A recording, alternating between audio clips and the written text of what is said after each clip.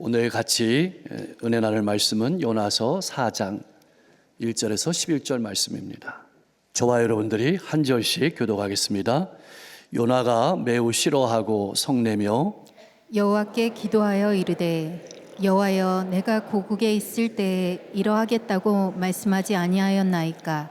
그러므로 내가 빨리 다시스로 도망하였사오니 주께서는 은혜로우시며 자비로우시며 노하기를 더디하시며 인애가 크시사 뜻을 돌이켜 재앙을 내리지 아니하시는 하나님이신 줄을 내가 알았음이니이다. 여호와여, 원하건대 이제 내 생명을 거두어 가소서. 사는 것보다 죽는 것이 내게 나음이니이다 하니 여호와께서 이르시되 내가 성내는 것이 옳으냐 하시니라. 요나가 성읍에서 나가서 그 성읍 동쪽에 앉아 거기서 자기를 위하여 초막을 짓고 그 성읍에 무슨 일이 일어나는가를 보려고 그 그늘 아래에 앉았더라. 하나님 여호와께서 박농쿨을 예비하사 요나를 가리게 하셨으니 이는 그의 머리를 위하여 그늘이 지게 하며 그의 괴로움을 면하게 하려 하심이었더라. 요나가 박농쿨로 말미암아 크게 기뻐하였더니 하나님이 벌레를 예비하사 이튿날 새벽에 그 박농쿨을 갉아먹게 하심에 시드니라. 해가 뜰 때에 하나님이 뜨거운 동풍을 예비하셨고 해는 요나의 머리에 쪼임에 요나가 혼미하여 스스로 죽기를 구하여 이르되 사는 것보다 죽는 것이 내게 나으니이다 하니라. 하나님이 요나에게 이르시되 내가 이 박농쿨로 말미암아 성내는 것이 어찌 옳으냐 하시니 그가 대답하되 내가 성내어 죽기까지 할지라도 옳으니이다 하니라. 여호와께서 이르시되 내가 수고도 아니하였고 재배도 아니하였고 하룻밤에 났다가 하룻밤에 말라버린 이 박농쿨을 아꼈거든. 11절 하물며 이 큰 성읍 니느웨에는 좌우를 분별하지 못하는 자가 12만여 명이요 가축도 많이 있나니 내가 어찌 아끼지 아니하겠느냐 하시니라. 아멘. 40일이 지나면 니느웨가 멸망한다라고 마지못해서 선포하는 요나 선지자의 외침을 들은 니느웨 백성들은 이 소리를 듣자마자 하나님의 말씀으로 믿었습니다. 왕부터 모든 백성이 회개하면서 악한 길에서 돌이켰습니다. 하나님께서는 그 모습을 보시고 뜻을 돌이키셔서 니느웨 백성들에게 내리겠다고 하신 재앙을 내리시지 않으셨습니다. 그러자 요나는 하나님께서 재앙을 돌이키신 일이 몹시 못마땅해서 화가 났습니다. 우선 악독한 니느웨 백성들이 회개하고 구원받는 것이 싫었습니다. 이런 악독한 인간들이 이렇게 쉽게 회개하고 용서받아도 되는 것입니까? 그러나 더욱 요나의 감정을 불타오르게 하고 불쾌하게 만든 것은 니느웨 백성을 용서하시고 구원하시는 하나님이었습니다. 요나는 하나님을 향해서 마구마구 소리 지르며 감정을 드러내고 유별나게 기도했습니다. 2절에서 3절입니다. 나는 하나님께서 은혜가 많고 용서하시는 분임을 알고 있었습니다. 그래서 그들을 용서해 주리라는 것도 알고 있었습니다. 저는 고국에서부터 이런 일이 일어날 줄 알고 있었습니다. 그래서 제가 다급히 다시스로 도망친 것입니다.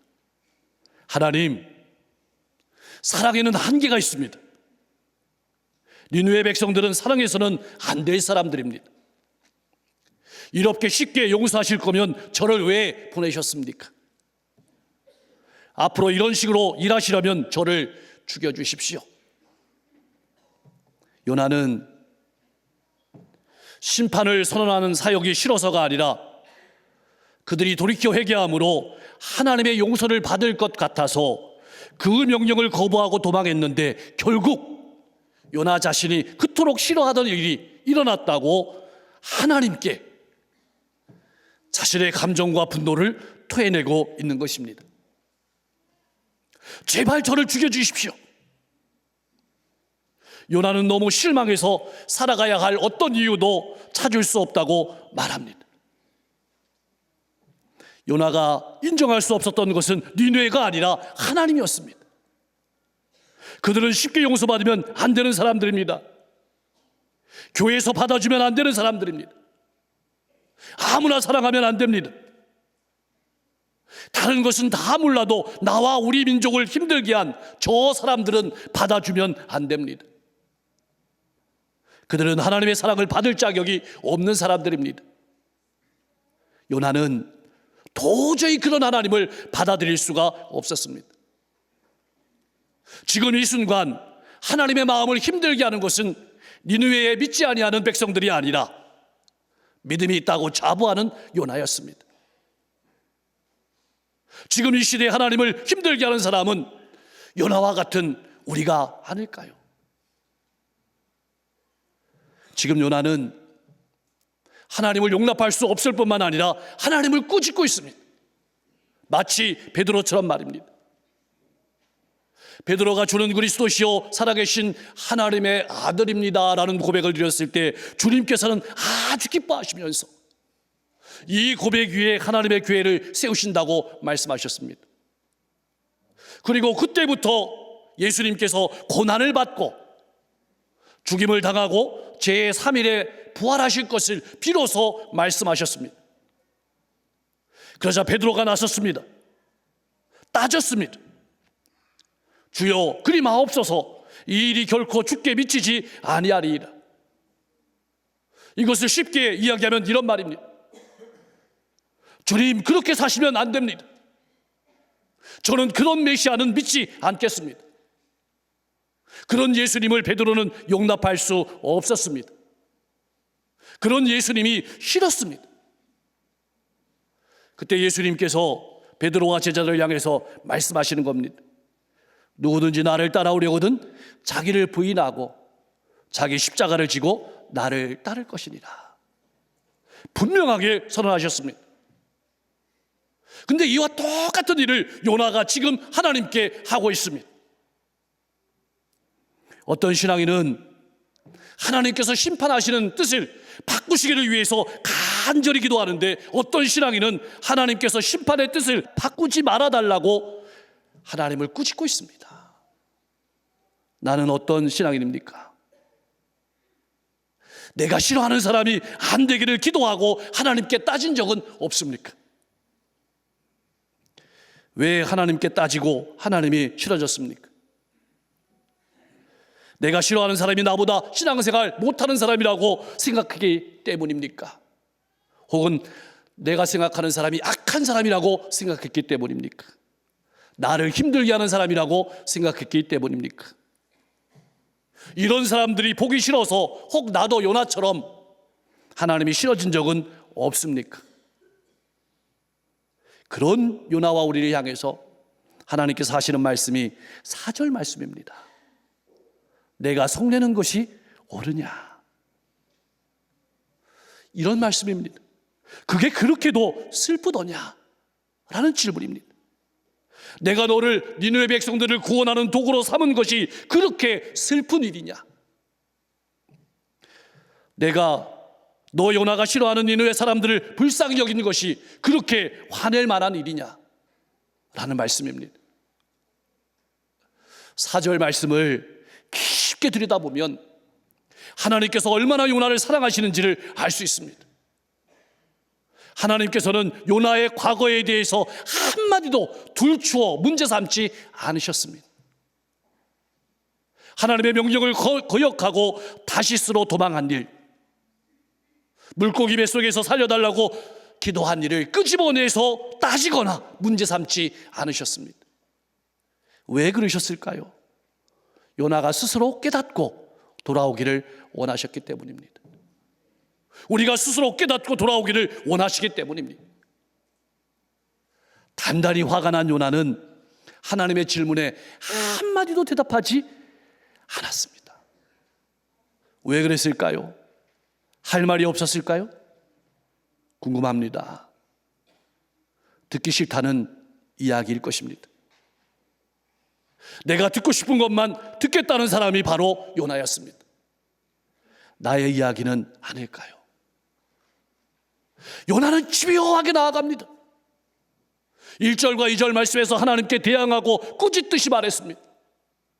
3절 말씀에서는 죽여달라고까지 했습니다. 하나님께서 물으실 때에는 못 들은 채 했습니다. 이제는 성읍에서 나아가 초막을 짓습니다. 그리고 성읍에서 어떠한 일이 일어나는지 지켜보려고 앉아 있습니다. 요나는 하나님께서 니느웨 백성들을 용서하셨음을 알고도 초막을 짓고 앉았습니다. 요나는 지금 하나님과 싸우고 있습니다. 하나님께 협박하고 있습니다. 하나님 마음을 바꾸세요. 요나는 자기의 생각과 고집을 밀어붙이고 있습니다. 사랑하는 성도 여러분, 나는 어떻습니까? 나도 내 생각을 밀어붙이고 있지는 않습니까? 그런데 더 놀라운 것은 하나님께서 이런 요나를 용납하셨다는 것입니다. 만일 법대로 하나님의 감정대로 한다면 요나는 살지 못했을 것입니다. 우리도 마찬가지입니다. 하나님의 말씀대로 하나님의 감정대로 한다면 이 중에 이 자리에 앉아 있을 사람은 없을 것입니다. 그런데도 오히려 하나님께서는 고집 부리는 요나를 위해서 박넝쿨을 준비하셨습니다. 사실 때마다 준비하신 분이 바로 하나님이셨습니다. 풍랑이 일어서 배가 파손할 때 요나는 그 원인이 자기 자신임을 알고 사공들에게 자기를 들어서 바다에 던지라고 했습니다. 그때 하나님께서는 물고기를 준비하셨습니다. 니느웨의 멸망을 바라보며 고집을 꺾지 않는 요나를 위해서 박넝쿨을 준비하셨습니다.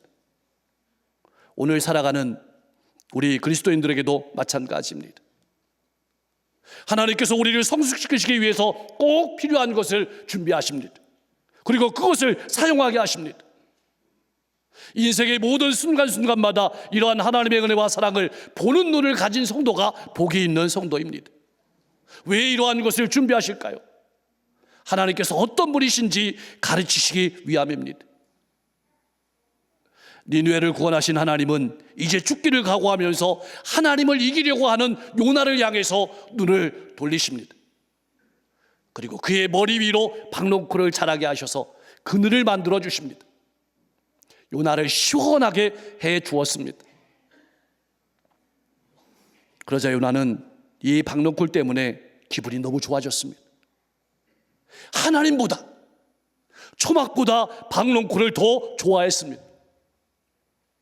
어쩌면 요나는 편하게 앉아서 니느웨가 무너지는 것을 보라고 하나님께서 박넝쿨을 준비해 주셨다고 생각했는지도 모릅니다. 박넝쿨을 준비해서 요나를 시원하게 하고 기분 좋게 하셨던 하나님께서 이번에는 벌레를 준비하십니다. 뜨거운 동풍을 준비하셨습니다. 벌레에게 박넝쿨을 갉아먹어 시들게 하셨습니다.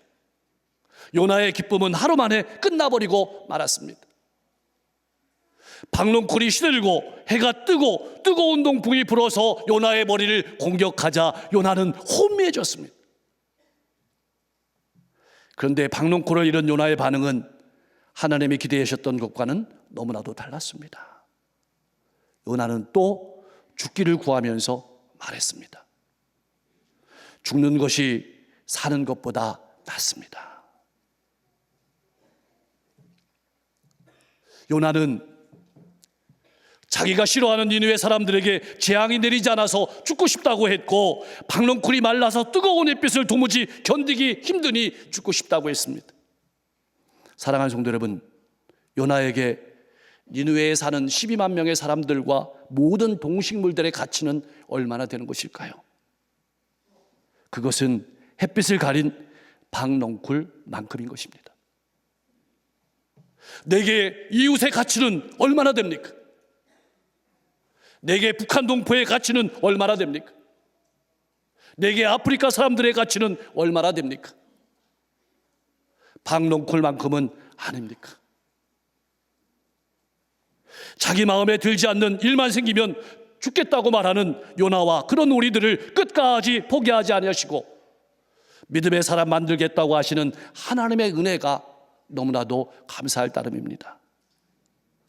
그렇다면 하나님께서는 왜 박농쿨을 그렇게 빨리 시들게 하셨을까요? 요나를 시원하게 하려고만 하셨으면 그냥 두셨을 것입니다. 그것은 요나를 바다에서 건지신 것처럼 잘못된 인생의 태도로부터, 인생의 가치관으로부터 건져내시기 위해서 그렇게 하신 것입니다. 요나에게는 자기의 작은 불편이 니느웨 사람들의 생명을 좌우하는 고통보다 컸습니다. 다른 사람에게 임한 은혜와 행복에는 불쾌해하면서도 내게 임한 조그마한 행복에는 너무나도 기뻐했습니다. 나의 신앙은 어떻습니까? 요나처럼 편협한 감정과 신앙은 아닙니까? 입술로는 하나님의 은혜와 사랑을 힘껏 찬양하지만 다른 사람을 향한 축복에는 은근히 시샘과 감정이 올라오는 신앙인은 아닙니까? 새 가족이 잘 되기를 기도하지만 나보다는 잘 되지 말아야 한다는 것이 내 기도는 아닙니까? 그렇다면 내가 믿는 하나님은 나만의 하나님입니다. 이것이 바로 종교생활입니다. 여기에 갇히면 기쁨이 없습니다.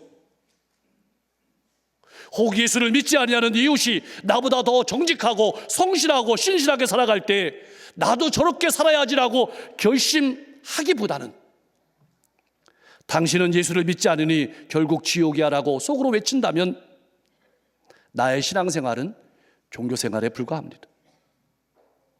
아무런 영향력을 미칠 수 없습니다. 이런 종교생활에서 요나와 우리를 건지시려고 하나님께서 이렇게 준비하시는 것입니다. 기억하십시오. 하나님은 악인에게나 선인에게나 햇빛과 비를 골고루 내리시는 분입니다. 이분이 바로 우리가 믿는 하나님이십니다. 참 하나님께서는 실망하지 않으십니다. 묵묵히 요나에게 다시 한번 물으십니다.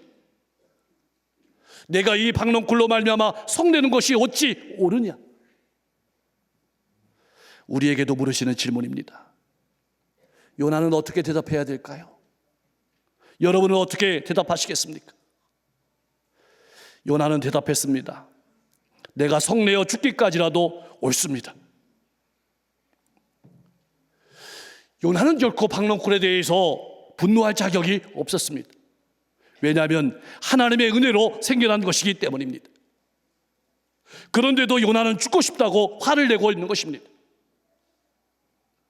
하나님께서 요나에게 던진 질문은 우리가 왜 그토록 화를 내는지, 그 까닭이 무엇인지 돌아보게 만듭니다.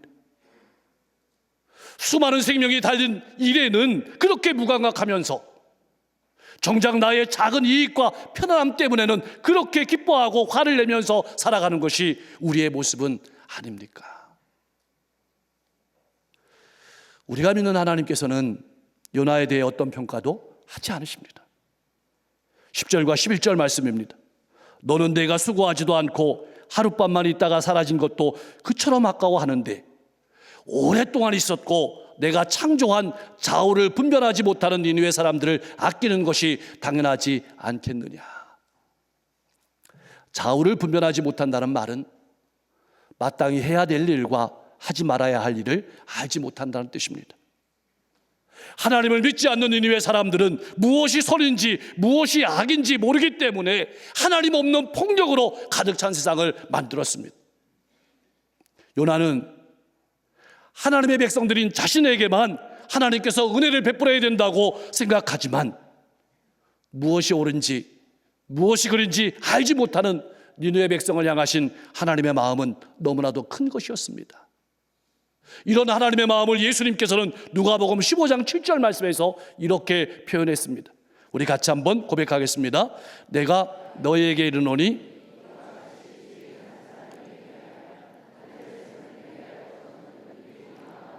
말미암아 기뻐하는 것보다 더하리라. 아멘. 하나님께서는 요나와 우리에게 이렇게 묻고 계십니다. 요나, 내가 박농쿨을 그만큼 사랑한다면 나는 니느웨 백성들을 얼마만큼 사랑하여야 하겠느냐. 설명제를 향해서 이렇게 물어볼 수 있습니다.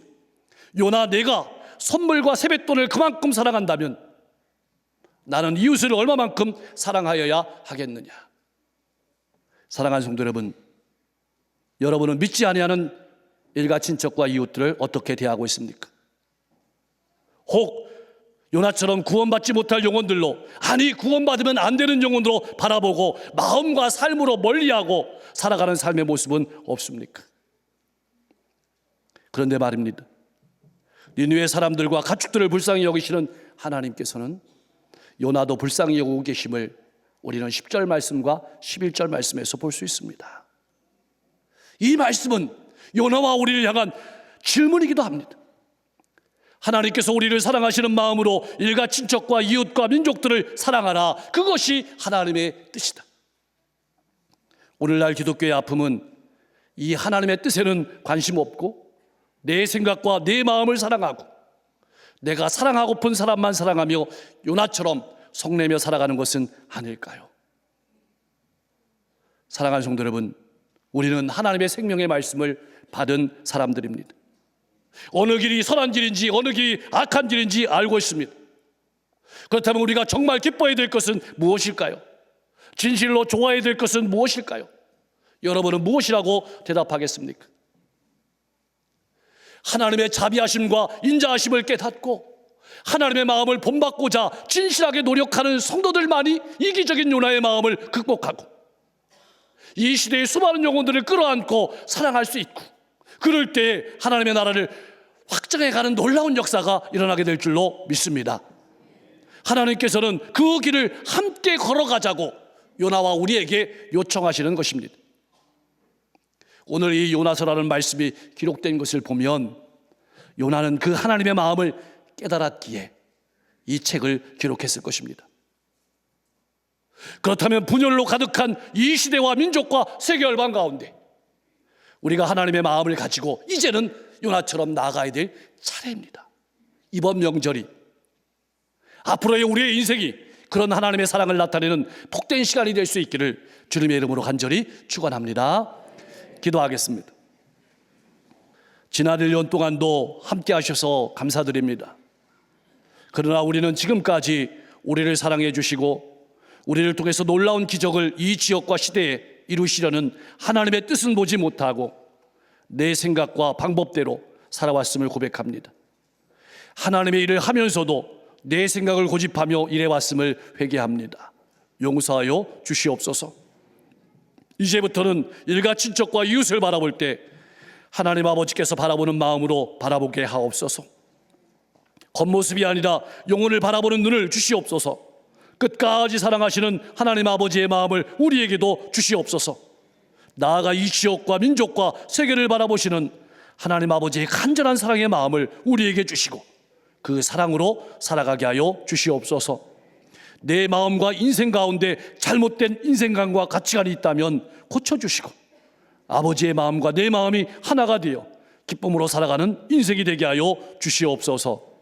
이번 명절이 더욱 사랑하고 섬기는 복된 시간 되게 하여 주시옵소서. 우리가 멀리 가지 않는다 할지라도 우리 주변에 있는 많은 어려운 영혼들을 바라볼 때 우리의 몸이 가고 마음이 가고 물질이 갈 수 있도록 축복해 주시고 소년 소녀 가장들, 독거노인들, 실향민들, 수감자들, 장병들, 직지에 나가 있는 가족들 지켜주시고 저들의 모든 삶을 풍성케 하여 주옵소서. 쉬지 못하고 수고하는 모든 이들을 기억하시고 축복하여 주시옵소서. 이번 명절이 안전하고 평안하고 행복한 명절이 되게 하시고 더 멀리 더 넓게 더 깊게 바라보는 명절이 되게 하시고 사랑하고 섬기고 교제하고 하나님께 영광 돌리는 명절이 되게 하여 주시옵소서. 하나님 아버지, 분열의 어려운 시대를 살아가면서 우리를 향하신 하나님의 뜻을 다시 한번 돌아보게 하시고 우리 주변에 고통받는 수많은 영혼들을 돌아보며 사랑하는 삶을 살아가게 하여 주시옵소서. 병석에서 고통하는 환우들을 만져주시고 그 환부를 깨끗하게 치료하여 주시고 그 마음에도 평안함을 주시며 인생을 힘있게 하여 주시옵소서. 세계 모든 민족이 평화하게 하시고 기근과 재해에서 회복시켜 주옵소서. 교회가 이 땅과 이 시대 가운데 소망이 되게 하시고 이 민족이 복음으로 통일되어 북녘의 동포들이 마음 놓고 예배하게 하여 주시옵소서. 이 나라 국민들의 마음을 하나로 묶는 위정자들이 많아지게 하시고, 이 민족이 이 어려움과 아픔을 극복하고 세계 열방을 향해서 다시 한번 하나님께 붙들림 받고 쓰임 받는 큰 민족이 되게 하여 주시옵소서. 성도들의 가정과 일터와 사업장을 축복하시고 행복하고 든든하게 세워 주시옵소서. 어려운 시대에 세계 곳곳에서 복음을 전하는 선교사님들을 기억하시고 니느웨 백성들의 마음을 여신 것처럼 수많은 영혼들을 구원해 주옵소서. 올 한 해도 우리 성도님들이 마음에 간절히 기도하고 나아가는 모든 제목들이 하나님의 뜻 가운데 풍성한 열매 맺을 수 있도록 축복해 주시옵소서. 예수 그리스도의 이름으로 간절히 기도하옵나이다.